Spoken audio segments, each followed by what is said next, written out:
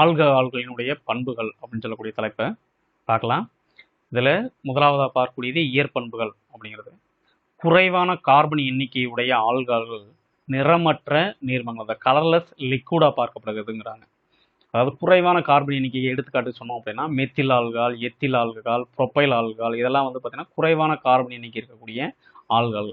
இதில் நமக்கு ரொம்ப தெரிஞ்சது வந்து பார்த்தீங்கன்னா இந்த எத்தில் ஆல்கஹால் சொல்லி C2H5OH கூடிய எத்தில் ஆல்கஹால். இது வந்து பார்த்தீங்கன்னா டாஸ்மார்க்கில் நீங்கள் பார்த்து இருந்திருக்கலாம். இப்போ அந்த டாஸ்மார்க்கில் விற்கக்கூடிய அந்த ஆல்கஹால் பார்த்தீங்க அப்படின்னா இது ஒரு நிறமற்ற நீர்மங்களாக சொல்லப்படுது. மேலும் உயர் கார்பன் எண்ணிக்கையுடைய ஆல்கஹால்லாம் வந்து எப்படி அப்படின்னா மெழுகு போன்ற திண்மங்களாகும், அதாவது வேக்ஸ் போல வந்து அது இருக்கும் அப்படிங்கிறாங்க. இப்போ அல்கேன்கள், ஆல்டிகைடுகள், எஸ்டர்கள் போன்ற பிற கரிம சேர்மங்களை காட்டிலும் இவை அதிகமான கொதிநிலையை பெற்றுள்ளன அப்படிங்கிறாங்க. அதாவது இதே கார்பன் எண்ணிக்கையும் இதே ஹைட்ரஜன் எண்ணிக்கையும் இருக்கக்கூடிய ஒரு அல்கேன்களாக இருக்கட்டும், ஆல்டிகைடுகளாக இருக்கட்டும், எஸ்டர்களாக இருக்கட்டும், இதெல்லாம் வந்து எப்படி இருக்குது அப்படின்னா பிற கரிம சேர்மங்களை காட்டிலும் இவை வந்து எப்படி இருக்கும் அப்படின்னா அதிகமான கொதிநிலையை பெற்றுள்ளன. அது காரணம் என்ன சொல்றாங்க அப்படின்னா ஆல்கஹால்களில் மூலக்கூறுகளுக்கிடையே காணப்படும் ஹைட்ரஜன் பிணைப்பே வந்து இதற்கு காரணமாக அமைகின்றனங்கிறாங்க. இப்போ இது ஒரு ஆல்கஹால், இது வந்து இந்த ROH அப்படிங்கிறது நம்ம இந்த கீழே சொல்கிறோம். இது ஒரு ஆல்கஹால், இதுவும் ஒரு ஆல்கஹால். இது வந்து மிடில் இருக்கக்கூடியது வந்து பார்த்தீங்கன்னா ஒரு நீர் மூலக்கூறு. இப்போ இந்த ஆல்கஹால் வந்து இந்த ஆல்கஹால் இருக்கக்கூடிய இந்த ஹைட்ரஜனுக்கும் இந்த ஆக்சிஜனுக்கு இடையில வந்து பார்த்தீங்கன்னா என்ன ஒரு பிணைப்பு இருக்குது அப்படின்னா ஹைட்ரஜன் பிணைப்பு இருக்குது.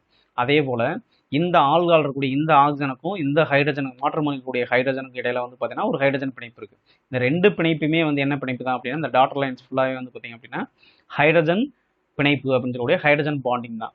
இப்போ இந்த ஹைட்ரஜன் பிணைப்பு இருக்கிறதுக்கு காரணமாக தான் வந்து பார்த்தீங்க அப்படின்னா மற்ற அல்கேன்களாக இருக்கட்டும், ஆல்டிகைடாக இருக்கட்டும், எஸ்டர்களாக இருக்கட்டும், இதுகளெல்லாம் கம்பேர் பண்ணும்போது இந்த ஆல்கஹாலுடைய கொதிநிலை வந்து மிக அதிகமாகவே இருக்குது அப்படின்ட்டு சொல்லப்படுது. இதுக்கு வந்து பார்த்தீங்கன்னா இங்கே டேபிளர் காலம் நீங்கள் பார்த்தீங்க அப்படின்னா அது என்னங்கிறது உங்களுக்கு புரியலாம். இப்போ இந்த டேபிளர் காலம் பாருங்க. இந்த டேபிளர் காலத்தில் பியூட்டேன் அப்படின்னு சொல்லக்கூடிய இந்த ஒரு மூலக்கூறு வாய்ப்பாடு கொடுத்துருக்குறாங்க. இந்த மூலக்கூறு வாய்ப்பாடினுடைய மோலார் நிறை வந்து பார்த்தீங்கன்னா 58, கொதிநிலை பார்க்கும்போது 272.5 கெல்வின். அதே இது புரோப்பனால் அப்படின்னு எடுத்துக்கிட்டீங்க அப்படின்னா அதனுடைய மூலக்கூறு வாய்ப்பாடு வந்து பார்த்தீங்கன்னா இதுதான். அதனுடைய மோலார் நிறை வந்து 58. இது ஒரு ஆல்டிகைடு. இப்போ அதனுடைய கொதிநிலை வந்து 322. இப்போ இதே இது மீத்தாக்சி ஈத்தேன் அப்படின்னு சொல்லக்கூடிய இதனுடைய மூலக்கூறு வாய்ப்பாடு இதுதான். இதனுடைய மோலார் நிறை 60, அதனுடைய கொதிநிலை வந்து பார்த்தீங்கன்னா 283.8. இப்போ இந்த ஃபஸ்ட் இருக்கக்கூடிய இந்த பியூட்டேன் அதே கார்பன் நீக்கி இருக்கக்கூடிய ஒரு சேர்மத்தை நம்ம எடுத்துக்கிட்டு அதை ரெண்டையும் கம்பேர் பண்ணி பார்த்தீங்க அப்படின்னா அதனுடைய மோலார் நிறை வந்து 74, கொதிநிலை வந்து பார்த்தீங்கன்னா 390.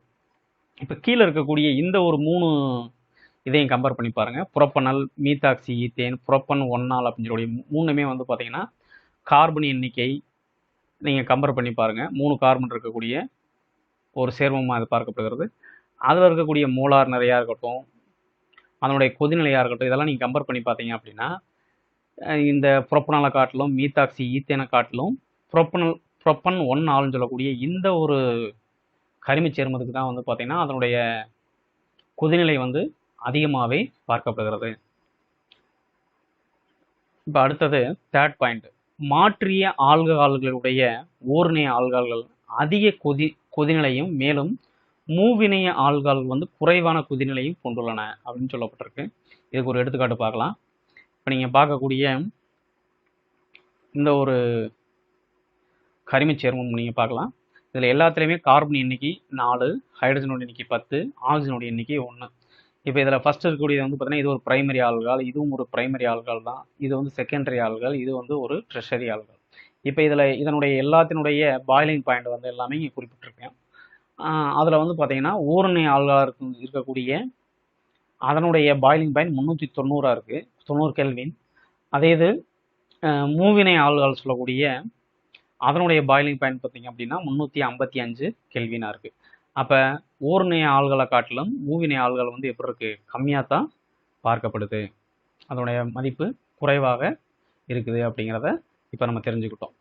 இப்போ குறைவான கார்பன் கார்பன் அணுக்களின் எண்ணிக்கையை கொண்டுள்ள ஆல்கஹால்கள் நீருடன் ஹைட்ரஜன் பிணைப்பை ஏற்படுத்தும் தன்மையை பெற்றிருப்பதனால தான் வந்து பார்த்தீங்கன்னா அவைகள் நீரில் அதிகம் கரையும் தன்மையை வந்து கொண்டுள்ளன அப்படின்னு சொல்லப்பட்டிருக்கு.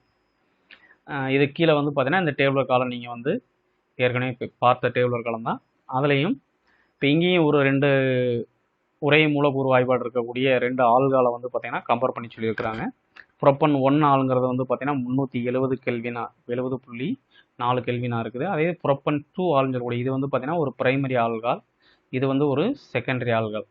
இப்போ இந்த பிரைமரி ஆல்காலையும் செகண்டரி ஆல்காலையும் கம்பேர் பண்ணி பார்த்தீங்க அப்படின்னா பிரைமரி ஆல்காலுக்கு தான் வந்து அதிகமான அளவு கொதிநிலை இருக்குது. செகண்டரி ஆல்காலை பொறுத்தளவுக்கு பார்த்தீங்கன்னா குறைவான அளவு கொதிநிலை காணப்படுகிறது.